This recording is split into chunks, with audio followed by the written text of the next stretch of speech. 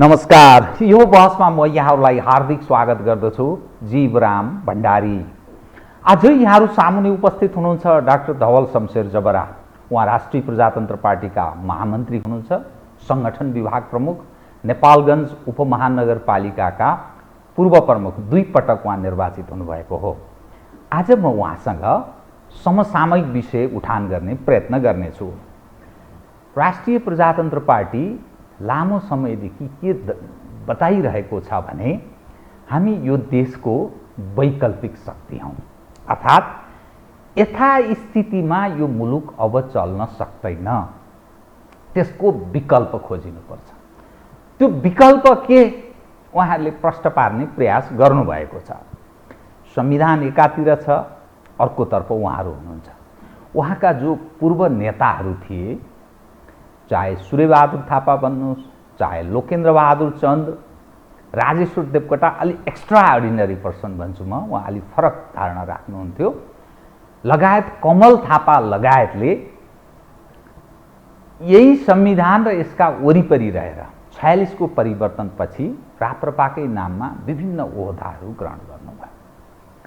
तर राप्रपा त्यति पन्पिन सकेको अहिलेसम्मको नतिजाले देखाउँदैन। मानिस यसपटकको स्थानीय तहको निर्वाचनमा सम्भवतः राप्रपा तेस्रो, चौथो रूपमा गयो भने पनि चौथो त पक्का आउँछ भन्ने यस्तो विश्लेषण पनि गरिन्थ्यो। तर नतिजाले त्यस्तो देखाएन। आज म डाक्टर धवल शमशेर जबरासँग, किनभने उहाँ बुझकी पढेलेखेको त्यस्तो व्यक्ति हुनुहुन्छ, एउटा पारिवारिक पृष्ठभूमि पनि राम्रो खालको छ र उहाँ नेपालगञ्ज अर्थात् बाँके जिल्लाको हुनुहुन्छ, अलिकति विश्लेषण, अलिकति सूचनामूलक ढङ्गले विषयलाई म उठान गर्ने प्रयत्न गर्नेछु। सर्वप्रथम म उहाँलाई स्वागत गर्छु। सर, स्वागत छ। धन्यवाद र सबै दर्शकवृन्दलाई मेरो अभिवादन, नमस्कार।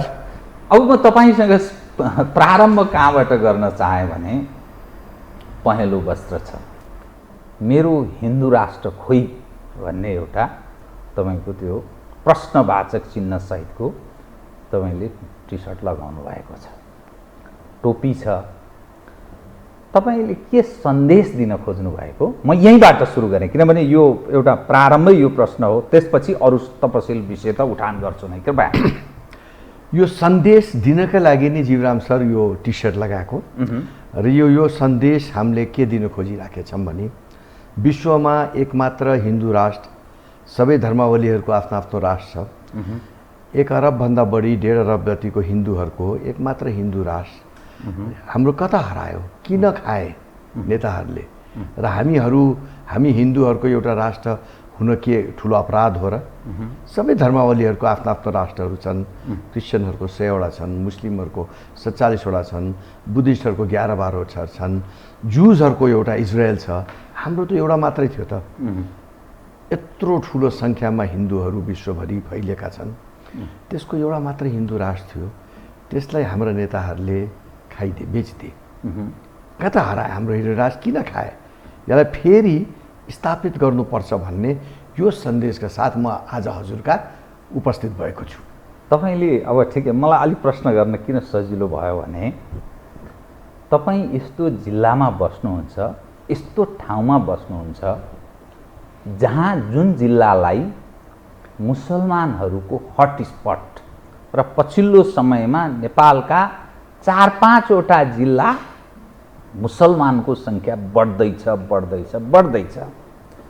धवल शमशेर जबरा नारा हिन्दूको दिनुहुन्छ, तर हिन्दू कर्ममा उहाँ हिन्दू कर्म गर्नुहुन्न। जस्तै हरिशयनी एकादशीको दिन मुसलमानहरूको एउटा इजहार के भन्छ, त्यो दिन तपाईँले भोज खाएको, यसलाई अन्यथा नठान्नु होला, भोज खाएको जुन एकादशीको दिन व्रत बसिन्छ, त्यो फोटो सार्वजनिक भएको कुरा मैले जलस्स सम्झेँ अहिले तपाईँले यो भनिरहँदा। अनि तपाईँ उपमहानगरपालिकाको प्रमुख हुँदा गाईहरूलाई त्यहाँबाट विस्थापित गरेर कतै लडाइदिनु हो भन्ने आक्षेप पनि लाग्यो। यो चाहिँ आक्षेप एक हिसाबले म त्यो चाहिँ मैले देखेको तस्बिर बताएँ, त्यो आक्षेप। तपाईँ कर्मले हिन्दू हो र तपाईँ हिन्दू राष्ट्रको कुरा गरिरहेको? अब एउटा कुरा म भनौँ, एउटा के हो भने पहिले त म गाईको कुरा लिउँ। त्यो गाईहरू सबै तराईमा व्यापक रूपले अहिले त्यसको समस्या अहिले पनि छ। यसै छोडिन्छ र हामीले छोडिन्छ र हामीले चाहिँ नि राम्रोसित राखेको थियौँ र पहाड पठाउने क्रममा एउटा राम्रो ठाउँमा पठाउने क्रममा दैलेख पठाउने क्रममा एक्सिडेन्ट भयो। 6-7वटा ट्रकमा म त काठमाडौँमा थिएँ, मैले त त्यो पठाएको पनि थाहा पाएन, अफिसले पठाएको हो र पठाउने क्रममा लग्ने क्रममा एक्सिडेन्ट भयो। थिचिएर पुरानो बुढी गाईहरू थिए, थिचिएर केही हताहत भए र त्यसप्रति 3टा छानबिन कमिटी पनि भयो। केन्द्रबाट पनि आयो, हिन्दू महासङ्घले पनि छानबिन गरे, क्याबिनेटबाट पनि आएर हामीले पनि आफै नगरपालिकाले स्वतन्त्र व्यक्तिहरूलाई राखेर छानबिन पनि गऱ्यौँ र 3टै छानबिन कमिटीले को निष्कर्ष के आयो भने यो एउटा दुर्घटना भयो, एक्सिडेन्ट हो र त्यसलाई अब अतिरञ्जित गरेर मान्छेले भन्नेले भन्छन्। अब कार्यकर्ताको घरमा कुन बेला खाइयो, कहाँ गइयो, खाइयो। हाम्रो कार्यकर्ता मुस्लिम पनि छन्, हिन्दू पनि छन्, अरू जातका पनि छन्। पुरानो तस्बिरलाई राखेर अनि एकादशीमा मेयरले खायो, पुरानो हो त्यो दिनको होइन, त्यो दिनको होइन। त्यो त कति ईद आए, कति ईद गए, ईदमा बोलाउँदै जान्छन्, हामी जान्छौँ, बकर ईद आउँछन्, उनीहरूको 2-3टा त्यौहारहरू हुन्छ हर वर्ष हामी उनका गएर खान्छौँ, हर वर्ष फोटो खिच्छन्। अब आजकल यो तपाईँलाई थाहै छ, यो सञ्जाल फोटोहरू हुन्छ, राख्या हुन्छन्। अब राखिदिए मान्छेले, अब राखिदिएपछि अब खाएकै हो, 6 महिना पहिले खाएकै हो, गएकै हो, जान्छौँ, हामी जान्छौँ, साथी बराती छन्, मुस्लिमहरू पनि धेरै। अब फोटो राखेर हाम्रो चाहिँ नि के अरे एकादशीमा खायो भनेपछि अब त्यो के भन्ने, त्यो सञ्जाल हो, एउटाले बोलेपछि 4जनाले बोल्यो, त्यस्तो केही पनि गलत सूचना प्रवाह भन्ने तपाईँ यो हिन्दूहरूले नि हिन्दू धर्मलाई कसरी, केही हिन्दूहरूले यो पार्टीप्रति लागेको विपक्षीहरूले कसरी यसलाई धुमिलो पारिदिउँ भन्ने एउटा उनीहरूको योजना हो। यसमा कुनै पनि सत्यता छैन। म तपाईँमाथि उठेको अर्को प्रश्न उठान गर्छु, त्यसपछि म राष्ट्रिय मुद्दामा केन्द्रित हुन्छ। डाक्टर धवल शमशेर जबरा पढे लेखेको मानिस, कल्चर्ड हुनुहुन्छ, त्यसमा कुनै शङ्कै छैन, बेइमानी पनि त्यस्तो गर्नुहुन्न।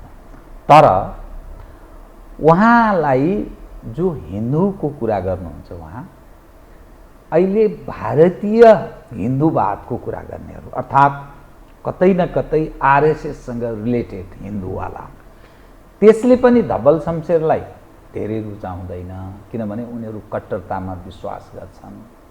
मुसलमानहरूले मुसलमानलाई नै भोट हाल्दछन्, त्यसकारण धवल शमशेर अझ कमजोर हुँदै हुनुहुन्छ, किनभने त्यस खालका हिन्दूहरूको वर्चस्व बढ्दैछ जो हाम्रो सनातनी भन्दा पनि अलिकति अलग ट्रेन, अलग ढङ्गले, त्यो प्रायोजित ढङ्गको हिन्दूवालाहरू, त्यो प्रचारात्मक हिन्दूहरूको उपस्थिति हुन थालेको छ।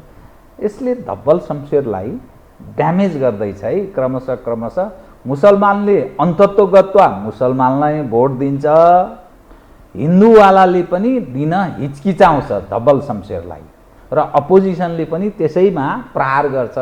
त्यसकारण धवल शमशेर कठिन अवस्थातर्फ उन्मुख हुनुहुन्छ। यो तपाईँ उपर उठेको प्रश्न, हामी प्रष्ट छौँ। हामीले एउटा सनातन धर्म सापेक्ष हिन्दू राष्ट्रको परिकल्पना गरेको हो। त्यसको मतलब यो होइन कि कट्टर हिन्दू राष्ट्र बनाउने हाम्रो लक्ष्य होइन। हाम्रो लक्ष्य के हो भने यस्तो हिन्दू राष्ट्र जहाँ हाम्रो पहिचान होस्, हाम्रो हिन्दू राष्ट्रको मूल्य मान्यता होस्, हिन्दू धर्म कर्म मानियोस्, तर अरू धर्मावलीलाई पनि त्यहाँ स्पेस होस्, अरू धर्मावलीको पनि क्रियाकलापहरूमा हामीले कुनै पनि प्रकारको आरोप अवरोध पुर्याउने योजना होइन। यो नेपाल सबैको हो, यो नेपाल सबैको हो। पहिले पनि पञ्चायतकालमा पनि सबै मिलेर बसेका थिए, हिन्दू मुसलमान सिख इसाई सबै बसेका थिए। आउने दिनहरूमा पनि हामीले कल्पना गरेको हिन्दू राष्ट्रमा सबै धर्मावली अटाउने हिन्दू राष्ट्र हामीले कल्पना गरेको। त्यो मुसलमानले तपाईँलाई भोट दिन्छ त? मुसलमानले त आफ्नै मुसलमान भोट मुसलमानले यसपटक स्थानीय तह चुनावमा उपमहानगरको प्रमुखमा पनि उठ्नु भएन, तपाईँको भोट पनि खस्किएको देखियो, आरपीपीले त्यो बचाउन सकेन। अब सुन्नुहोस् न, यो स्थानीय निकायमा व्यक्ति हेर्छन्, स्थानीय निकायमा व्यक्ति हेर्छन्। हामी राष्ट्रिय प्रजातन्त्र पार्टी जनताप्रति वफादार छ र जनता पनि हामीप्रति आकर्षित भएको हामीले महसुस गरेको छौँ। त्यो ठुल्ठुलो सभाहरूमा पनि प्रवेश गरेको पनि देखिन्छ। त स्थानीय निकायमा विगतको स्थानीय निकायभन्दा अहिले 3 गुणा हाम्रो भोट बढेको छ, सङ्ख्या पनि बढेको छ। तर जुन प्रकारले तपाईँले ठिक भन्नु, जुन प्रकारले राप्रपा आउनु पर्थ्यो को सङ्ख्या त्यो प्रकारले आएन भन्ने हामीलाई पनि महसुस भएको छ। तर हाम्रो एजेन्डा भनेको स्थानीय एजेन्डा पनि खासै होइन। हाम्रो एजेन्डा हामी फोकस गरेको राष्ट्रिय एजेन्डामै हो। सनातन धर्म सापेक्ष हिन्दू राष्ट्र, राजासहितको प्रजातन्त्र, भ्रष्टाचार निर्मूल राज्य, एउटा समृद्ध नेपालको कल्पना जहाँ नेपालीले यहीँ रोजगारी पाओस् र यो हामी नेपाली हौँ भन्ने गर्वका साथ भन्न सक्ने एउटा राष्ट्रको एउटा कल्पना हामीले गरेको छौँ। नेपालीले यहीँ रोजगारी पाउन् त कसले भन्दैन होला र? होइन, त्यो रोजगारी पाउने व्यवस्था मिलाउनु पर्यो, त्यस्तो राज्य बन्नु पर्यो। यो यहाँभित्र रोजगारको विभिन्न उपायहरूको खोजी गर्नु पर्यो र नयाँ नयाँ उपायहरूको सृजना गर्नु पर्यो। धेरै कुराहरू गर्न सकिने यो राष्ट्र र राजतन्त्र, राज संस्था सहितको प्रजातन्त्र चाहिँ तपाईहरू किन चाहने? के प्रयोजनका लागि? किनकि यो गणतन्त्र, यो सङ्घीयता असफल भयो। असफल भयो भन्ने त्यो सूचकाङ्क केले देखाउँछ? के आधारमा? आज तपाईँले हाम्रो राष्ट्रलाई हेर्नुहोस्, के कुरा सफल भएको छ। यहाँ अर्थतन्त्र हेर्नुहोस्, यहाँको प्रशासन हेर्नुहोस्, यहाँको न्यायालय हेर्नुहोस्, यहाँको पार्लिमेन्ट्री स्ट्रक्चर हेर्नुहोस्, सङ्घीयता हेर्नुहोस्, यहाँको आर्थिक परिदृश्य हेर्नुहोस्। के इन्डिकेटरले भन्छ कि यो राष्ट्र सफल भएको छ? त्यो त ब्याक बेन्चर, अलिकति कुपात्रहरू राजनीतिमा हाबी भएको र सायद नेपाली जनले पनि त्यस्तैलाई भोट मतदान चयन गरेको कारण, त्यो गलत नेतृत्वका कारण त्यस्तो भएको। सिस्टम त के खराब छ र भनेर भन्छन् नि त? होइन, सिस्टम त माटो सुहाउँदो सिस्टम हुनुपर्छ। कुनै देशमा कुनै सिस्टम सफल हुन्छ, कुनै देशमा कुनै सिस्टम सफल हुन्छ। यो देशको सामाजिक बनोट, जातीय बनोट र त्यहाँको परिस्थितिले त्यो सिस्टम सुहाउने अथवा नसुहाउने हुन्छ। हरेक सिस्टम विभिन्न देशहरूमा सफल भएको छन् र हरेक सिस्टम विभिन्न देशमा विफल पनि भएको छन्। त्यस कारणले यहाँ के देखियो भने ठहर के भयो भने यो गणतन्त्र, यो सङ्घीयता यहाँ सफल हुन सकिराखेको छैन र सफल नभएको सिस्टमैलाई सफल बनाउन वर्षौँ दशकौँ हामी कुर्नुपर्ने के कारण छ? असफल भयो, यो सिस्टम असफल भयो, अर्को सिस्टम ल्याउनुपर्छ भन्ने। अब डेमोक्रेसी भन्ने, प्रजातन्त्र भन्ने, लोकतन्त्र भन्ने त्यही हो। जो मान्छे सफल हुन्छ, जे चिज सफल हुन्छ, जे सिस्टम सफल हुन्छ त्यसलाई निरन्तरता दिइरहने, जो असफल भयो उसलाई परिवर्तन गर्ने, त्यही होइन त? त परिवर्तन दुईटा तरिकाले हुन्छ। एउटा चुनावको माध्यमबाट संविधानले नै व्यवस्था गरेको छ। तपाईँ 2/3 बहुमत ल्याउनुहोस्, संविधान संशोधन गर्नुहोस्, तपाईँ देशलाई गणतन्त्र राख्नुहुन्छ कि राजासहितको प्रजातन्त्र राख्नुहुन्छ कि धर्मनिरपेक्ष राख्नुहुन्छ कि हिन्दू राष्ट्र बनाउनुहुन्छ, त्यो एउटा सुगम मार्ग। तर त्यो 2/3 बहुमत यो संविधान अन्तर्गत हैन नि, इन्द्रेका बाउ चन्द्रे आए पनि सम्भव छैन, यस्तो संविधानमा भनिन्छ। यो बाटोबाट सम्भव छैन। बाटो दोस्रो शक्तिले आर्जन गर्नु, जबरजस्त लाद्ने भन्छ। जसरी 46 मा प्रजातन्त्र आयो, 62-63 मा गणतन्त्र आयो, अरू सबै कर्नर पारियो, अरू कमजोर भए, फलत त्यो तागतले लपेटेर लग्यो। त यो दुईभन्दा तेस्रो बाटो छैन। त राप्रपा कुन बाटोबाट यो देशमा हिन्दू राष्ट्र सहितको राज संस्थाको उपस्थितिको प्रजातन्त्र चाहन्छ? कसरी सम्भव छ ल बताइदिनुहोस् त। जीवराम सर, तेस्रो पनि बाटो छ। जस्तै जनमत सङ्ग्रह छ नि त, त्यो पनि बाटो छ नि। जनमत सङ्ग्रह गरे भने पनि जनताको चाहना हो, जनमत सङ्ग्रहले पनि ल्याउन सकिन्छ। जस्तो बहुदल निर्दल गरियो नि, त्यो त अब रुलरहरूले चाहनु पर्यो, उनीहरू किन चाहन्छन्? आफ्नो खुट्टोमा बन्चारो कसले हान्छ? जनमत सङ्ग्रह गराउन सक्ने ताकत राप्रपामा आउनु पर्यो। जनमत सङ्ग्रह गराउने ताकत राप्रपामा आयो भने हामी जनमत सङ्ग्रहको बाटो पनि रोज्न सक्छौँ। अर्को त यहाँले भने जस्तो 2/3 बहुमत ल्याएर संविधान अपरिवर्तनीय छैन, त्यो त हामीले गराएको पनि छौँ, लडेरै गरायौँ। एउटा त्यो बाटो, एउटा जनमत, एउटा चाहिँ नि सडकैबाट, जस्ता 2-3 जनआन्दोलन भयो, यो 3टा बाटो छन्। ताकतले आर्जन गरेर यो 3टा बाटो छन्। यो 3टै बाटोमा जनताको सहयोग र समर्थन नभइकन हुँदैन। त राप्रपा 3टै प्रयत्नमा रहिरहन्छ। हामी 3टै प्रयत्नमा छौँ, 3टै प्रयत्नमा छौँ। जनतालाई बुझाउन खोजिराखेछौँ, सम्झाउन खोजिराखेछौँ, जनतालाई हामीतिर आकर्षित गर्न खोजिराखेछौँ, हिन्दू राष्ट्रलाई पुनर्स्थापना गर्ने प्रयास गरिरहेको छौँ, राजासहितको प्रजातन्त्रलाई प्रयास गरिरहेको छौँ। जनतामाथि यो कुरा निर्भर हुन्छ। आउने प्रतिनिधि सभाको निर्वाचन पनि आइरहेको छ, त्यसमा हाम्रो ठुलो एउटा सङ्घर्ष हामी गरिरहेछौँ। 1 महिना भयो हाम्रो आन्दोलन सुरु भएको। श्रावणमा हुने आन्दोलनको पनि आज अथवा पर्सि निर्णय हुँदैछ र भदौमा लगेर हामी अझै मजबुतीका साथ जनताको अगाडि हामी हिन्दू राष्ट्र चाहने व्यक्तिहरू र नचाहने व्यक्तिहरूको कित्ता काट गरेर हामी दुई ध्रुवमा लगेर हामी निर्वाचनमा जाने हाम्रो योजना र प्रयास छ।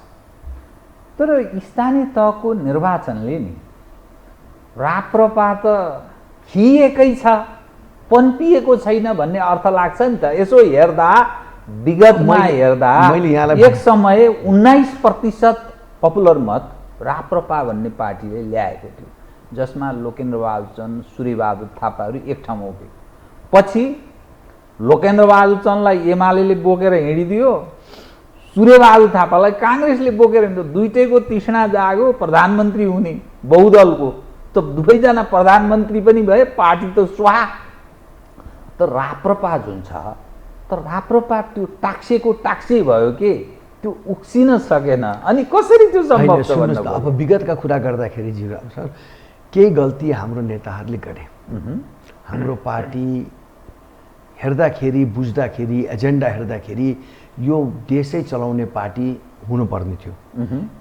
जन्मिँदैखेरि 2टा भएर जन्मियो, ठुलो भुल नेताहरूको भयो र त्यहाँ पछिका वर्षहरूमा पनि टुट्ने, फुट्ने, जुट्ने, मिल्ने भएर जनता नि आजित भयो। एजेन्डाको समस्या होइन। तर अब आएर नयाँ नेतृत्व आएको छ, इमान्दार नेतृत्व आएको छ। कमल थापाजी काट्दै हुनुहुन्छ, जरो काट्दै हुनुहुन्छ, तपाईँको पुरानो अध्यक्ष। त्यो त उहाँको प्रयास रहनेछ र गरिराख्नु भएको छ र कति उहाँ सफल हुनुहुन्छ हुनुहुन्न त्यो त निर्वाचनले भन्ला। आफ्नै उहाँको हाल हेर्नुहोस्, उहाँको पार्टीले एउटा सदस्य जित्दैन, चुनावमा उहाँ पनि जानुभयो, हाम्रो त धेरै जित्या छन्। र अब आउने निर्वाचनमा हामी एउटा मजबुतीका साथ नेपाली जनताका प्रस्तुत हुने योजनाका साथ हामी अगाडि बढेको छौँ। त्यो मजबुतीका साथ भने कतिको आश गर्नुभयो तपाईँहरूले? म अहिले यहाँ तपाईँलाई भनिराख्दाखेरि तपाईँ हाँस्नुहुन्छ होला, त्यस कारणले म तपाईँलाई हँसाउन चाहँदैन। हाम्रो आन्दोलन कतिको सफल हुन्छ यो भदौ असोजमा, हाम्रो आन्दोलन कतिको सफल हुन्छ र नेपाली जनताले हाम्रो आन्दोलन र हाम्रो एजेन्डालाई कतिको पछ्याउँछ, त्यसलाई हेरेर बल्ल म 1 महिनापछि तपाईँलाई यो सवालको जवाब दिन्छु। तर स्थानीय तहको चुनावमा जुन खालको, फेरि म त्यहीँ प्रवेश गरेँ, राष्ट्रिय प्रजातन्त्र पार्टी सकभर तेस्रो शक्तिको रूपमा उदाउन सक्छ, हुनसक्छ स्थानीय तहको निर्वाचनमा। यदि त्यस्तो भएन भने पनि चौथो त पक्कापक्की हुन्छ होला, मानिस त्यसो विश्लेषण गर्थे, भन्दथे। तर नतिजाले त्यस्तो देखाएन। यसको अर्थ राप्रपाले आगामी दिनमा लाभ लिन्छ चुनावको माध्यमबाट भन्ने त त्यो घटनाले देखाउँदैन त। मैले अघि नै यहाँलाई निवेदन गरिहालेँ नि, स्थानीय चुनावको एजेन्डाहरू फरक हुन्छ। स्थानीय चुनावमा जितेर मेयरले हिन्दू राष्ट्र ल्याउन सक्दैन होला नि, संस्थासहितको प्रजातन्त्र त मेयरले कायम गर्न सक्दैन नि। त्यो त राष्ट्रिय निर्वाचनले संविधान परिवर्तन गरेर मात्रै ल्याउन सक्ने कुरा हो। त्यो स्थानीय निर्वाचनमा दुईवटा कुरा, एउटा त व्यक्ति हेर्छन्, अर्को सङ्गठन। हाम्रो अधिवेशन भएको धेरै भएको थिएन, हाम्रो सङ्गठन बन्ने क्रममै थियो र हाम्रो फोकस राष्ट्रिय एजेन्डाहरूमै छ, अहिले पनि छ। त्यस कारणले स्थानीय निकायमा हाम्रो त्यस्तो मजबुत उपस्थिति देखिएन। तर विगतका दिनहरूबाट मैले यहाँ निवेदन गरिसकेँ, विगतको दिनभन्दा 4 गुणा हामी बढेको छौँ र अहिले यो स्थानीय विगतको भन्दा 4 गुणा बढेकै छ। भोट जनसङ्ख्या, के अरे हामीले जितेको ठाउँहरू धेरै बढेको छ, धेरै बढेको छ। त्यस कारणले तर त्यसलाई हेरेर अब राष्ट्रिय निर्वाचनमा यही हाल होला भन्ने त्यो तुलना गर्न सकिन्न। म तपाईँलाई फेरि अलिकति विगतसँग वर्तमानमा जोड्छु है। विगतमा के देखियो भने 46 को परिवर्तनमा खास गरी विद्यार्थीहरू र नयाँ पुस्ताको ठुलो भूमिका रह्यो, जसले पञ्चायतको अवसान गर्यो। 62-63 को आन्दोलनमा पनि विद्यार्थी, मजदुर, अलिकति नयाँ पुस्ता, यसरी समग्रमा त्यो राजनीतिक दललाई प्लस गर्यो। फलत 62-63 को आन्दोलनले यो खाले अवस्था सिर्जना गर्यो। देशमा सङ्घीय लोकतान्त्रिक गणतन्त्र भन्ने एउटा प्रणाली स्थापित गर्यो। त्यसैको तागतको आधारमा संविधान बन्यो, यावत भयो, यहाँसम्म देश आइपुग्यो। अब अहिले पछिल्लो अवस्था हेर्दा अन्डर 30 अर्थात् 30 वर्षभन्दा कम उमेरका जो युवा युवतीहरू छन्, नयाँ पुस्ता, त्यो काङ्ग्रेस र कम्युनिस्टलाई हेट गर्छ अर्थात् घृणा गर्छ। यिनीहरूबाट अब देश चल्दैन भन्ने सालाखाला निष्कर्षमा उनीहरू पुगेका छन्। उनीहरूको पहिलो पुस्ता, दोस्रो पुस्ता, तेस्रो पुस्ता, यी 30-35 वर्षसम्म पनि राज गरे भने पनि अलरेडी टेस्टेड, यसबाट हुँदैन भन्ने सायद त्यो नयाँ पुस्ताको निष्कर्ष छ। तर त्यो जो नयाँ पुस्ता छ नि, जो हेट गर्छ, तिनीहरू तपाईँहरूसँग आकर्षित भएको कतै देखिएन। बरु यी बालेन्द्र शाह, हर्क साम्पाङ, गोपी हमाल जस्ता अलि स्वतन्त्र खाले मानिसहरूले तिनलाई आकर्षित गरेको देखियो। जुन स्वतन्त्र खालका मतदाता धारणा बनाइरहेछन्, मतदान गर्ने धारणा, र स्वतन्त्रहरू उम्मेदवारी देशव्यापी रूपमा दिने जो बताइरहेका छन्, पार्टीको म सोध्नु भने व्यक्ति जो स्वतन्त्र ढङ्गले उठ्ने प्रयत्नमा छन्, त्यसले राप्रपालाई ड्यामेज गर्छ जस्तो तपाईँलाई लाग्दैन? त्यो विकर्षित, जसले घृणा गर्छ काङ्ग्रेस कम्युनिस्टलाई, त्यो भोट तपाईँहरूलाई पर्ने सम्भावना त फेरि पनि देखिँदैन। के हेर्नु भएको छ, कसरी बुझ्नु भएको छ? कस्तो तपाईँले एउटा कुरा भन्नुभयो, त्यो सही हो। अहिले यी ठुलो भनाउँदा पार्टी जुन छन् नि, कङ्ग्रेस, एमाले, माओवादी र मधेसी दलहरू पनि, यिनीप्रति जनताकोमा वितृष्णा फैलिसकेका छ। उहाँहरूलाई पटक पटक जितायौँ, फेरि पटक पटक जिताए पनि देशमा कुनै पनि प्रगति हुने सक्ने सम्भावना जनताले देखेन। र त्यही क्रममा यो आक्रोशको भोट हो, यो विद्रोहको भोट हो। जुन स्वतन्त्र जुन 3-4 ठाउँमा जिते, यो विद्रोह र आक्रोशको भोट हो। र मैले यहाँलाई अघि नै पनि निवेदन गरेँ, स्थानीय निकायको एजेन्डाहरू फरक हुन्छ, राष्ट्रिय एजेन्डा फरक हुन्छ। हामी त्यही मैले सुरुमै भनिरहेको छु, हामी हिन्दूहरूलाई, यो 80-90%, 90% बस्ने हिन्दूहरूलाई हामी के भन्न खोजिराखेछौँ भने, ठिक छ, यिनी पुराना पार्टीहरूलाई तपाईँहरूले टेस्ट गरिसक्यो, फेरि गरे भने पनि, ल्याए भने पनि यिनीहरूबाट केही प्रगति हुन सक्ने सम्भावना न्यून छ। राप्रपा नयाँ नेतृत्व, नयाँ विचार लिएर आएको छ, भ्रष्टाचार गर्दै नगर्ने भनेर भनिरहेको छौँ। हामीले यो देशलाई एउटा समृद्ध राष्ट्र बनाउने योजनामा छौँ र हाम्रो मूल्य र मान्यता र पहिचान, विश्वमा पहिचान कायम गर्ने प्रयासमा छौँ। हामीलाई साथ दिनुहोस्। र हाम्रो सबै सभामा हजारौँको सङ्ख्यामा मान्छे प्रवेश गर्ने देखियो, अहिले पनि भइरहेछ। हिजो आज पनि जहाँ अध्यक्षजी जानु भइरहेछ, अरू नेताहरू गइराख्नु भएको छ, त्यहाँ ठुलो सङ्ख्यामा मान्छे प्रवेश गरिरहेको छ। त्यसले हामीलाई पनि आभास भइरहेछ कि नेपाली जनता अब एकचोटि यो हाम्रो एजेन्डामा आउनको लागि तयारी भइरहेको छ। अझ हामी यो तयारीलाई तीव्र गतिले अगाडि बढाउने क्रममा छौँ। अब कति हामीले बढाउन सक्छौँ, कति नेपाली जनता हामीको पक्षमा आउँछन् र स्वतन्त्र व्यक्तिहरू जुन छ अब उहाँहरूलाई मेरो शुभकामना छ। तर यो कस्तो भनेपछि अन्योल हो, के हुने हो भन्ने थाहा छैन। तर एउटा कुरा पक्का के छ भने यो पुरानो इस्ट्याब्लिस पार्टीप्रति जनताको वितृष्णा भइसकेको छ र उहाँहरूलाई फेरि सत्तामा ल्याउन अथवा चाहिँ नि बहुमत दिन जनताको धेरै पर्सेन्टेज, जनताको सङ्ख्या त्यो पक्षमा नदेखिएको देखिरहेको छ अहिले।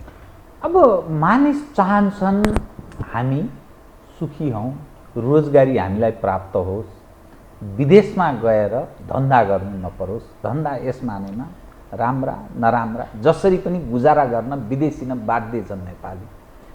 त्यो नेपाली चाहन्छन्। तपाईँ हिन्दू राष्ट्र भन्नुहुन्छ, राज संस्था भन्नुहुन्छ, यो कुरा गर्नु भनेको प्रतिगमन हो भन्ने धारणा राख्ने मानिस पनि छन्, खास गरी सत्ता र त्यसको इर्दगिर्द वरिपरि घुम्ने मानिसहरू।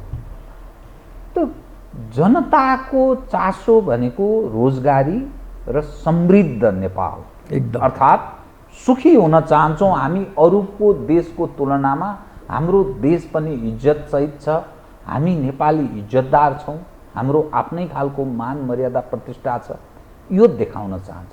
त हिन्दू राष्ट्र र राज संस्था हुँदा त्यो जनचाहनालाई के कारणले सम्बोधन हुन्छ र तपाईँहरू राज संस्था हिन्दू राष्ट्र बारम्बार भनिराखेको? तपाईँले ठिक भन्नुभयो जीवराज सर। यो देश समृद्ध हुन चाहन्छ, जनताको चाहना आकाङ्क्षै त्यही हुन्छ। समृद्ध भन्ने बित्तिकै सुखी हो। र हिन्दू राष्ट्रले एउटा मान मर्यादा आफ्नै ठाउँमा छ, ठुलो धार्मिक पर्यटनको ढोकाहरू खोल्छ। साउदी अरेबियाको ठुलो धनराशि कमाउने बाटो पनि एउटा हज होइन, त्यस्तै इजरायलको पनि, जुजहरूको पनि जेरुजलममा जाने, क्रिस्चियनिटीको भ्याटिकन सिटीमा जाने, बुद्धिज्मको पनि आफ्नै ठाउँहरू छन्। त्यस्तै यो विश्वभरिका हिन्दूहरूको लागि एउटै हिन्दू राष्ट्र जो धार्मिक रूपले एकदमै प्रख्यात भएको पशुपतिनाथहरू जस्तो, स्वर्गदारीहरू जस्तो भएका ठाउँहरूमा हिन्दूहरूको धार्मिक पर्यटनले पनि राष्ट्रलाई धेरै माथि उठाउन सक्ने र रोजगारी दिने ठुलो सम्भावना एउटा छ। र राजासहितको प्रजातन्त्र भनेको के हो भने एउटा देशमा स्थिरता, भ्रष्टाचारलाई उन्मूलन गर्ने र एउटा देशलाई माटो सुहाउँदो सबै नेपालीहरूलाई हाम्रो राष्ट्र हो भन्ने एउटा सूत्रमा बाँधेर अगाडि विकासको बाटोमा अगाडि जानेको लागि राजासहितको प्रजातन्त्र हामीले खोज्या हो। हामीले राजनीति गर्ने राज संस्था खोज्या होइन।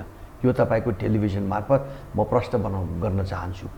राजाले राजनीति गर्ने होइन, राज संस्थाले राजनीति गर्ने होइन। बेलायतमा भए जस्तो, जापानमा भए जस्तो एउटा अभिभावकीय भूमिका खेल्ने राज संस्थाको परिकल्पना हामीले गरे हो। राजनीति नेपाली जनताको छोरा र छोरीहरूले गर्ने हो, देश बनाउने एउटा अभिभावकीय संस्था जसले गलत नेताहरूले लाइन लिन्छन्, गर्न खोज्छन् भने हुँदैन। यसलाई पुनर्विचार गर्नुहोस् भन्ने एउटा रोक लगाउन सक्ने एउटा संस्था जसले देशलाई माया गरोस्, राजनीतिको भन्दा माथि उठोस् र पार्टीगत सोचभन्दा माथि उठेको संस्थाको परिकल्पना हामीले गरेको। राजनीति गर्नको लागि राज संस्था खोज्या होइन। तपाईँले राज संस्थाको औचित्य पुष्टि गर्ने प्रयत्नमा अन्यथा मान्ने कुरा भएन, तर जो हिन्दू राष्ट्रको जो मुद्दा तपाईँ भनिरहनु भएको छ, भगवान गौतम बुद्धको जन्मस्थल त नेपाली हो, त बुद्ध धर्मावलम्बीहरूको देश हुन चाहिँ किन नसक्ने हो? होइन, यो गौतम बुद्ध र बुद्धिज्म पनि र हाम्रो हिन्दू राष्ट्र बुद्धिस्टहरू हामी धेरै भिन्न छैनौँ। ओमकार परिवारभित्रका हौँ हामी सबै, होइन? हामी बुद्ध धर्मावली, हिन्दू धर्मावली, जैन धर्मावली, सरदार सिख धर्मावली, हामी सबै ओमकार परिवारभित्रकै हौँ। उहाँहरू हामीभन्दा भिन्न होइनन्। त्यस कारणले त्यसमा ठुलो मैले कुनै समस्या आपत्ति देखेको छैन। अब म तपाईँसँग चुनावमा फेरि केन्द्रित रहन्छु। काङ्ग्रेसले औपचारिक निर्णय के गर्यो भने पार्टीले आगामी चुनावमा हामी एक्लै चाहिँ टिक्न सक्दैनौँ। त्यसकारण माओवादी केन्द्र सहित यो गठबन्धन जो पक्ष छ, माधव नेपाल लगायत उपेन्द्र यादवहरू र मोहन विक्रम सिंह, यो गठबन्धन पक्षसँग जो 5 दल छ त्योसँग पुनः तालमेल गर्ने, नत्र भनेर अलिक खुट्टो कमाएको देख्यो। एक्लै चाहिँ सकिँदैन भेट्न भन्ने निष्कर्ष सहित ऊ अघि बढ्ने, अर्थात् आगामी चुनावमा प्रदेश र प्रतिनिधि सभाको निर्वाचनमा काङ्ग्रेस तालमेल गरेर चुनाव लड्ने निर्णयमा पुग्यो। केपी शर्मा ओलीजी उहाँ पनि अब प्रचण्ड आफ्नो फाइदा हेर्दै होला न, काङ्ग्रेसले के भोलि एमालेसँग मिल्दा चुनावमा लाभ हुन्छ कि अर्को काङ्ग्रेससँग, त्यो आफ्नो उनले गर्ने निर्णय छँदैछ। तर ओलीजी पनि सायद त्यही हेर्दैछन्। त यो समग्रमा हेर्दा अब राप्रपा चाहिँ यो यत्रो गठबन्धन पक्ष छ जो ठुलै मानिएको छ। काङ्ग्रेस कम्युनिस्ट यो देशमा 30-32 वर्षदेखि राज गरिरहेका छन् भनेपछि ठुलै पार्टी मान्नु पर्यो, अर्थात् जनतामा उनीहरूको सङ्गठन पकड छ, तागत छ, मानिस छन् उनीहरूका भन्ने अर्थमा बुझ्नु पर्यो। तर राप्रपा जो राष्ट्रिय पार्टी पनि हुन सकेको छैन चुनावको परिणामले, अनि त्यो के गर्छ ल बताइदिनुहोस् त। आगामी स्थानीय तहको अर्थात् अब यो जुन प्रदेश र प्रतिनिधि सभाको चुनावमा स्थानीय तहमा पनि तपाईँहरूले अलिअलि केही गर्नुभयो, तर यो आगामी चुनावमा चाहिँ के गर्छ? यो तालमेलको सवालमा के गर्ने? हामी चुनाव लड्छौँ।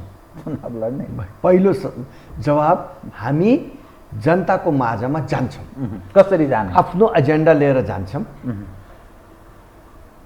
कुनै शक्तिले हाम्रो एजेन्डामा दखल नगर्ने गरी हामीसित तालमेल गर्न आउँछ भने हामी त्यो ढोका पनि खोल्ने राजनीतिक बाध्यता छ। हाम्रो एजेन्डामा कम्प्रोमाइज नगरेर हामीले तालमेल गर्न पर्यो भने त्यो राजनीतिक बाध्यता छ। त्यो देखिराख्नु भएको छ, एकातिर ठुलो गठबन्धन छ र त्यस्तो हुन सकेन भने राष्ट्रिय प्रजातन्त्र पार्टी आफ्नो एजेन्डा लिएर जनतामा जान्छ।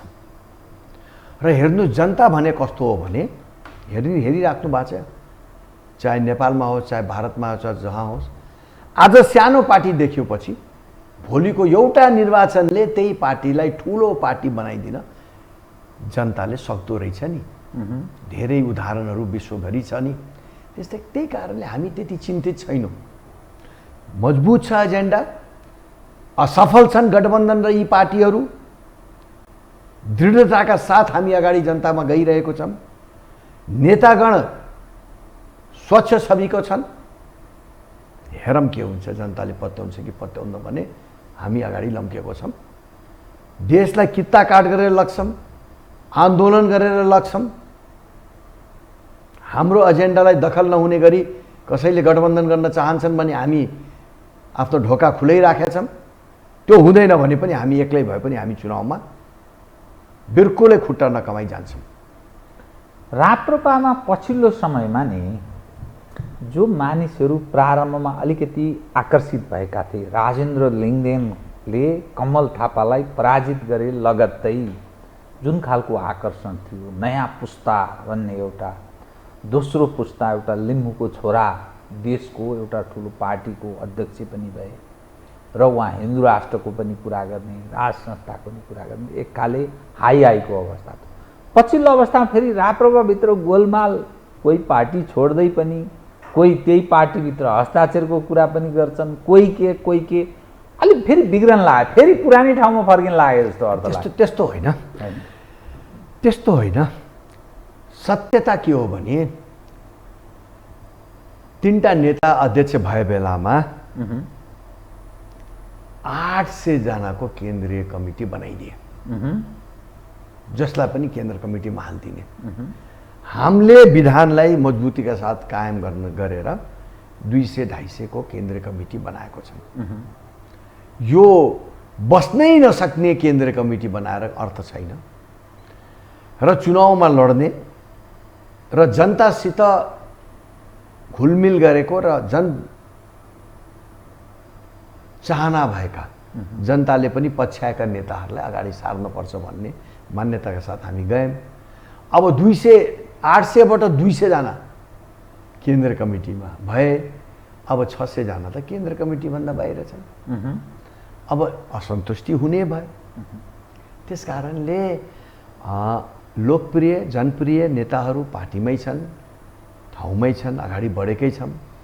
केही जनतामा चुनाव पनि नलड्न सक्ने, जनतामा जान पनि नसक्ने, काठमाडौँमै केन्द्रित भएर राजनीति गर्न पर्ने व्यक्तिहरू असन्तुष्टि जनाइरहेको छन्। यो स्वाभाविकै हो, त्यसलाई हामीले यसरी हेरेको छौँ। तर नयाँ व्यक्तिहरू, लोकप्रिय जनप्रिय व्यक्तिहरू पार्टीमा प्रवेश दिन प्रतिदिन गरिरहेको छन्। यहाँहरूले मिडियामा देखिराख्नु भएको छ। तर मानिस के पनि भन्छन् भने राष्ट्रिय प्रजातन्त्र पार्टीको नेतृत्वले जस्ता मानिसहरूलाई पदाधिकारी र महत्त्वपूर्ण जिम्मेवारीहरू पनि दिएको छ, त्यो एउटा पूर्वतिर उखान छ कि 3 न 13 का मानिस, जसको आफ्नो उपस्थिति पिपुलका माझमा केही छैन, किन त्यस्ता मानिसहरूलाई त्यत्रो ठुलो पद दिएर यो त्यो असाध्य सस्तो लोकप्रियता आर्जन गर्ने प्रयास गरे भने? छैन। तपाईँले अब पदाधिकारीको लिस्ट हेर्नुभयो भने पदाधिकारी 70% 70% निर्वाचित हुन्। अधिवेशनबाट निर्वाचन मार्फत आएका पदाधिकारी छन्। अब त्यसमा विवाद गर्ने अब तिनलाई अब अलोकप्रिय भन्नु त अब त्यो अर्थै छैन, हैन? र केही मनोनितको कुरा गर्छन्। मनोनित केही लोकप्रिय मान्छेहरूलाई पनि ल्याउनुपर्छ र केही कामकाजी मान्छेहरूलाई पनि ल्याउनुपर्छ। सबै पार्टीले ल्याउँछ, त्यो बाध्यता पनि हुन्छ। आफ्नो आफ्नो दक्षता भएका व्यक्ति पार्टी चलाउने क्रममा दक्ष व्यक्तिहरूलाई, कसैको सङ्गठनमा दक्षता होला, कसैको प्रेससितको दक्षता होला, कसैको पार्टीको बृहद संरचना बनाउने क्रममा दक्षता होला। यी सबै कुरालाई हेरेर केही दक्ष व्यक्तिहरूलाई ल्याउनु परेको त्यो यथार्थ हो। त्यो ल्याए पनि छौँ। त्यो भन्दाखेरि दक्ष व्यक्तिहरूले ल्याउँदाखेरि यो अलोकप्रिय व्यक्ति आयो भन्ने कुराहरू उठ्न सक्छ। तर अधिकांश हाम्रो पदाधिकारीहरू सबै अधिवेशनबाटै निर्वाचित भएर आउनु भएको छ र विधानले ठाउँ दिएकोमा त्यहाँ पनि अधिकांश व्यक्तिहरू लोकप्रिय मनोनित भएको छन्। डाक्टर प्रकाश चन्द्र लोहनी, पशुपति शमशेर जबरा र मैले फेरि जस अहिले कुरा गर्दा नाम सम्झेँ लोकेन्द्र बहादुर चन्द जस्ता व्यक्तिहरू राष्ट्रिय प्रजातन्त्र पार्टीमा कहाँ हुनुहुन्छ? के तपाईँको पार्टीभित्रै हुनुहुन्छ कि अथवा उहाँहरूको जिम्मेवारीको हिसाबले के स्थिति छ? तपाईँ सङ्गठन विभागको प्रमुख र तपाईँ महामन्त्री पनि पार्टीको। उहाँहरू हाम्रो आदरणीय नेताहरू हुनुहुन्छ, पूर्व अध्यक्षहरू, पूर्व प्रधानमन्त्रीहरू। हाम्रो पार्टीको अटोमेटिकली हरेक मिटिङमा, केन्द्रका मिटिङहरूमा उहाँहरूको उपस्थिति छ पनि, अहिले पनि आउनुहुन्छ र उहाँहरूले हामीलाई सुझाव, निर्देशन, सल्लाह र हाम्रो पार्टीलाई अगाडि बढाउनको लागि उहाँहरूको अहिले पनि योगदान र सद्भाव, सुझाव र कार्यहरू गरिराख्नु भएको छ। हामी साथै छौँ। कुनै त्यो बिचमा फलाना असन्तुष्टि छ, फलाना नेता असन्तुष्टि छ, यी सबै कुराहरू काल्पनिक हुन्। पशुपति शमशेरको विषयमा बिचमा उहाँ मित्र राष्ट्रमा हुँदाखेरि यहाँ विभिन्न कुराहरू उछालियो। उहाँ आइसकेपछि उहाँले प्रष्टै भन्नुभयो, म पार्टीसित छु, पार्टीको हरेक अभियानमा म साथ दिन्छु भनेर उहाँले मलाई पनि भन्नुभयो। यो सबै कुरा यो फाल्तु कुराहरू गरेको, यो अर्थहीन कुराहरू हो भनेर। त्यस कारणले यी कुराहरूमा मसिना कुरा, कसले के भन्यो, कसले के गर्दैछ, कसले कहाँ लेख्यो, मिडियामा, सोसियल मिडियामा के भन्यो भन्नेमा भन्दा पनि हामी अर्जुन दृष्टिले अगाडि बढिरहेको छौँ। आजै कार्य सम्पादनको मिटिङ छ, धेरै कुराहरू निर्णय हुन्छ। अलि दिनपछि, 2-3 दिनपछि हाम्रो सेन्ट्रल कमिटी मिटिङ छ। त्यसमा पनि हामीले हाम्रो कार्यदिशा, कार्यनीति प्रष्टै रूपले हामी अगाडि बढ्ने योजनामा छौँ। हामी यस्ता सानोतिना मसिना कुरा, कसले लेखेको असन्तुष्टि यो भयो रे, यहाँले यो भने, हामी त्यसमा अल्झिनेवाला छैनौँ। तपाईँलाई म अलिक एक्स्ट्रा क्वेसन रेज गरेँ। यो बदलिएको नेपालको राजनीतिक अवस्थासँगै यो देशमा खास गरी अलि एलिट क्लास भनेर बुझिने राणा शाहहरू जसले नेपालको राजनीतिमा उपस्थिति विगतमा त्यो गौरव, पछिल्लो समयमा असाध्यै कमजोर उपस्थिति, त्यसमा पशुपति शमशेर राणा तपाईँ लगायतका केही काङ्ग्रेसमा पनि सानातिना तहमा यसो छन् जस्तो देखिन्छ राणा शाहहरू।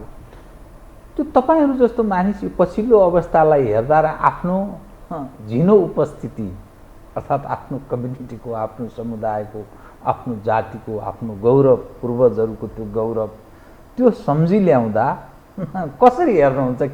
के ठान्नुहुन्छ तपाईँहरू? दुर्भाग्य हो। एउटा लामो समयसम्म नेपालको राजनीतिमा दखल गरिरहेको वर्गले धेरै चासो नराखेको तपाईले भने कुरा मैले मान्नै पर्ने स्थिति छ। दुर्भाग्य हो। राख्नुपर्छ। हाम्रो देश हो, हाम्रो देश हो, हाम्रै देश हो र यो देशमा हामीले सबैले चासो राख्नुपर्छ, सबै वर्गले चासो राख्नुपर्छ र यो वर्गले चासो राख्नुपर्छ भन्ने मान्यता हामीले लिएको छौँ र बिस्तारै केही राख्न पनि थालिरहेको छन्। हाम्रै पार्टीमा धेरै व्यक्तिहरू विगतका दिनमा शिथिल भएका, चासो नराखेका खानदानहरू, परिवारहरूले फेरि चासो राख्न थालेछन्। मैले अहिले यहाँ नाम लिनु अर्थ छैन, तर त्यस्ता व्यक्ति र त्यस्ता समुदायलाई पनि हामीले सकारात्मक रूपले प्रोत्साहन र इन्करेजमेन्ट गरिरहेको छौँ। तपाईँको नजरमा चाहिँ एउटा पढे लेखेको व्यक्ति भएको नाताले अलि विश्वलाई राम्ररी बुझ्ने त्यो क्षमता, सामर्थ्य राख्नुहुन्छ के तपाईँ? विश्वको राजनीति र नेपालको राजनीति त्यो के, नेपालमा चाहिँ राजनीति के प्रयोजनका लागि गरिन्छ र विश्वले चाहिँ के निर्देश गरेको छ राजनीतिलाई, के भेद पाउनुहुन्छ? यो सफल राष्ट्रहरूको राजनीति प्रगति र समृद्धि प्रति लम्केको छन्। हामी असफल राज्यहरूको राजनीति व्यक्ति र तपाईकै शब्दमा भनेको यो काल परिस्थितिले बिर्सिएको आइडियोलोजी प्रति हामी अहिले पनि अड्किएकै छौँ। अब हामी यो असफल आइडियोलोजीहरूबाट भिन्न लगेर एक मात्र एउटा, हाम्रो देश युनिक देश हो। यस्तो देश विश्वमा कहीँ पनि छैन। 2000 मठ मन्दिर त काठमाडौँमा छन् भने कत्रो ठुलो धार्मिक पर्यटनको सम्भावना बोकेको यही उपत्यकामा छ, देशभरि छ यस्तो। हामीले यसलाई क्यास किन नगर्ने? त अल्टिमेट अन्ततोगत देशलाई समृद्धै बनाउनु पर्ने जनताको भावना हुनुपर्छ। साथमा आफ्नो इतिहास, आफ्नो मान मर्यादा, आफूले बोकेको विश्वासहरूलाई पनि कायम राखेरै अगाडि बढ्नुपर्छ। यो दुईटाको कम्बिनेसन मिलाउन सक्यो भने यो नेपाल असाध्य समृद्ध र सफल राष्ट्र हुन सक्ने सम्भावना आजको दिनमा पनि छ। त्यो एउटा जो प्रजातन्त्र भनिन्छ नि, प्रजातन्त्र भनेको मेरो पार्टीसँग जोडिएको छ, अर्थात् हाम्रा अगुवाहरूले बनाएको, त्यसकारण प्रजातन्त्र भनेको अन्योन्याश्रित मसँग सम्बन्धित हो। काङ्ग्रेस त्यस्तो दाबी गर्छ। अनि साम्यवादीहरू अर्थात् मार्क्सिस्टहरू नेपालमा जो कम्युनिस्टका नामले चिनिन्छन्, उनीहरू गरिब दिन दुखीको अनि अलिकति हामी देशभक्त हौँ भन्ने स्लोगन दिने प्रयास गर्छन् अघि। त्यो जसलाई तपाईँ अब यो पुरानो असफल जो भनिरहनु भएको छ, त्यो जनता त्यसैको पक्षमा छ भन्ने देखिन्छ कि। मतको हिसाबले पनि हेर्नुहोस्, 30-32 लाख काङ्ग्रेसलाई, 30-32 लाख एमालेलाई, माओवादीलाई पनि अझै 8-10 लाख देखिन्छ। अरू पनि साना झिना मसिना साना टुक्रा कम्युनिस्ट पार्टीहरू छन्, उनीहरूलाई पनि छ। त्यो तपाईँहरूको चाहिँ दाबी कुन त? तपाईँ डेमोक्रेसीको कुरा मेरो हो भनेर मसियाको रूपमा आफूलाई दाबी गर्छ काङ्ग्रेस, गरिब दिनदुखीको म हुँ भन्छ कम्युनिस्ट। तपाईहरु चाहिँ कुन ठाउँको? तपाईहरुको दाबी चाहिँ ओनरशिप यो डेमोक्रेसीको ओनरशिपका नहीं, नहीं। ऊ लोकतन्त्र भन्न थालेछ, प्रजातन्त्र भन्दैन कांग्रेस। हामी प्रजातन्त्रको पक्षमा छौँ, चाहे त्यो लोकतन्त्र भन्नुहोस्, प्रजातन्त्र भन्नुहोस्, डेमोक्रेसी भन्नुहोस्। जनताको मतले शासन चल्ने हो। त्यो त्यसमा कुनै दुई मत राप्रपाको छँदै छैन। तपाईहरुलाई प्रतिगामी भन्छ नि त कांग्रेसका भन्नेले त धेरै भन्छन् नि। हामी पनि त कांग्रेसलाई के भन्छौँ, कम्युनिस्टलाई के भन्छौँ, जनताको गरिबीको मस्या भाते त्यो गरिबै छन् त। आज देशमा सबभन्दा धनी कम्युनिस्टका नेताहरू छन्। कांग्रेस जो प्रजातन्त्र भन्थे, आफूलाई प्रजातन्त्रको मसिया भन्थे, उनकै आन्तरिक प्रजातन्त्र हेर्नुहोस् कस्तो छ। अब त्यो विषयमा अब नजाम, अब अर्काको आलोचना गर्न म यहाँ आएको पनि होइन, आफ्नो कुरा राख्न आएको। तर अर्को कमजोर भएपछि मात्रै आफ्नो बलियो हुन्छ। त्यसमा पनि राजनीतिमा झन् जो डिलमा पुर्याउने अनि लात्ताले खदार दिने भन्छ नि, खाडलमा हालिदिने अनि पुरिहाल्ने हो, नत्र त्यो फेरि बिउतिन सक्छ भन्छ। हामी कस्तो व्यक्तित्व र पार्टी हौँ भने अर्काको आलोचनाको लागि गर्दैनौँ। हामी आफ्नो कुरा राख्छौँ, जनतामा आफ्नो कुरालाई बुझाउन खोज्छौँ र आफ्नो कुरालाई जनतामाझ लग्न खोज्छौँ। अर्काको धेरै आलोचना गर्नुपर्ने आवश्यकता छैन। जनताले अरू को के गरिरहेछन् राम्रैसित बुझाछन्, तर नेपाली जनताले बुझेर पनि बुझ पचाछन् जीवराज सर। त्यो तपाईहरुले बुझाउन नसके होला नि त, कमजोरी तपाईहरुको होला। हामीले बुझाउन नसके, त्यही त। या विश्वास गरेनन् तपाईहरुलाई? दुईटै कुरा। हामीलाई एउटा वैकल्पिक शक्तिको रूपमा विश्वास नगरेको कारण एउटा। त्यो के कारणले गरेन? तपाईहरुको कमजोरी हो? हाम्रै कमजोरी, हाम्रो पूर्व नेताहरूको टुट फुट र हाम्रो क्रियाकलापले हामीलाई राप्रपालाई विश्वास नगरेको मैले मान्छु तपाईँको कुरा। तर त्यो विगतका कुराहरू, अब त्यस्तो हुँदैन भनेर हामी जनताका गइरहेको छौँ। विश्वास गर्ने आधार के?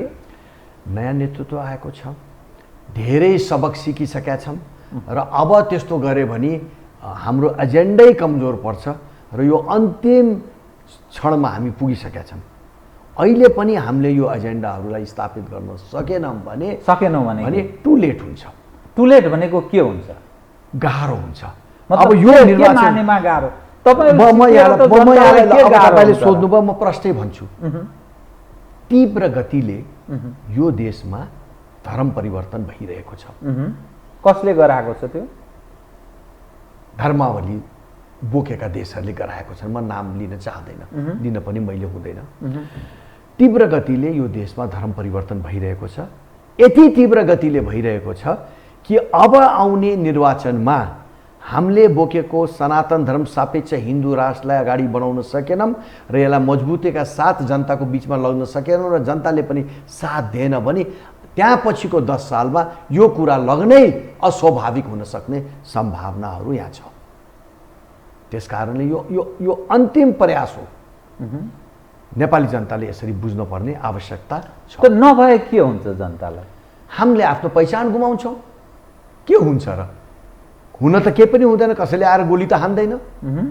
तर एकमात्र विश्वको हिन्दू राष्ट्र, हामी जन्मेको धर्म करम, हाम्रो पहिचान हमेसाको लागि गुम्छ। त्यो राम्रो कुरा हो र? त्यसकारणले नेपाली जनतालाई अब पनि नेपाली जनता, हिन्दू राष्ट्र चाहने जनता, यो असफल व्यवस्था हटाउन चाहने जनतालाई जाग्नको लागि म हात जोडेर तपाईँको टिभी मार्फत अनुरोध गर्न गइरहेको छु। धन्यवाद सर। धन्यवाद सर। आदरणीय दर्शकवृन्द, उहाँ हुनुहुन्थ्यो डाक्टर धवल शमशेर जबरा, राष्ट्रिय प्रजातन्त्र पार्टीका महामन्त्री तथा संगठन विभाग प्रमुख। समसामयिक विषयलाई केन्द्रमा राखेर गरिएको कुराकानी। म सहित मेरो सम्पूर्ण युनिटलाई कार्यक्रमबाट बिदा दिनुहोस्, तर यो हो टेलिभिजन, हेर्दै रहनुहोला। नमस्कार।